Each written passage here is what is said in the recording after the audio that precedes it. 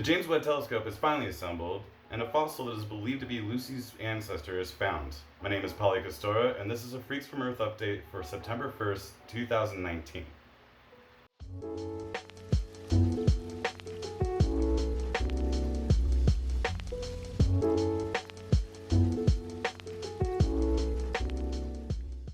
The James Webb Space Telescope is an international collaboration between NASA, the European Space Agency, and the Canadian Space Agency.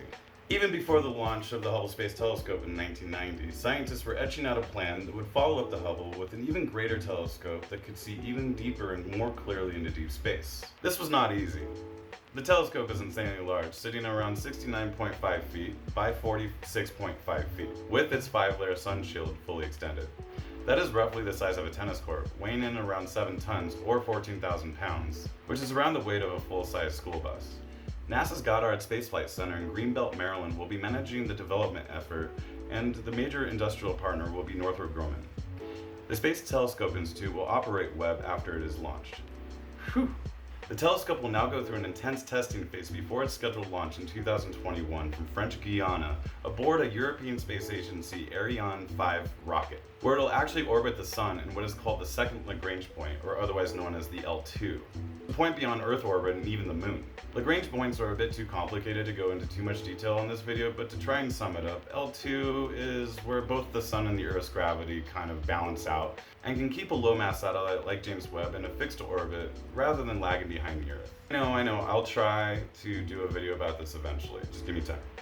Once in orbit, it'll be the most powerful telescope in history, helping scientists learn about everything from the beginning of the universe to finding exoplanets and other faraway solar systems. To learn more about the James Webb Telescope, you can go to NASA's JWST website, which I've left a link below in the description. In February of 2016, researchers working on the Woronsow-Mille project located in the central Afar region of Ethiopia discovered a 3.8 million year old fossil of a cranium named MRDVP1-1, or simply referred to as MRD. And then on August 28, 2019, researchers published 2 articles in the scientific journal Nature after an extensive analysis by teams of paleoanthropologists and geologists. Researchers assigned the MDR cranium to A. anamensis, a hominid species that lived approximately about 4.2 to 3.8 million years ago. They were able to determine this through the taxonomically and the phylogenetically informative morphology of the canine maxilla and the temporal bone, pretty much the face.